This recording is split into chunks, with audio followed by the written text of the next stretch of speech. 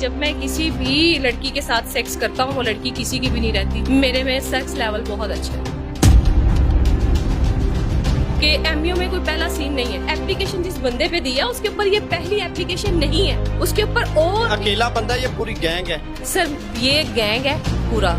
جو تنویر ہے نا وہ اس نے تو میرے بارے میں صاف بولا تھا اس کو ایک دفعہ کہیں بلایا جائے اور دیکھا جائے کہ اس میں کیا ہے. وکاس نے میرے ساتھ ڈرنک کی ہوئی تھی, وہ ڈرنک کرتا ہے آن ڈیوٹی, ڈرنک کرتا ہے وہ کالج میں, ایم یو کالج میں ہی رہتا ہے وہ. اس نے میرے ساتھ اسٹوڈنٹ کے سامنے اتنی بدتمیزی کی کہ میں اس دن تنگ آ گئی تھی اور میں نے کہا تھا کہ میں نے نا آج سوسائڈ کر لینی اور اپنے بچوں کو بھی مار دینا. وہاں کا جو سٹاف ہے نا وہ اپنے آپ کو خدا سمجھ کے بیٹھا ایم یو کالج کا جی.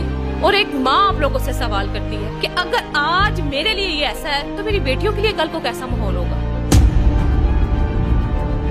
میں ایک عورت نہیں ہوں, میں تو آپ کے سامنے آ گئی ہوں. بہت سی عورتیں جو آپ کے سامنے نہیں آ پا رہی. میرے لیے جو پورے پاکستان کے مرد ہیں نا وہ سارے جان.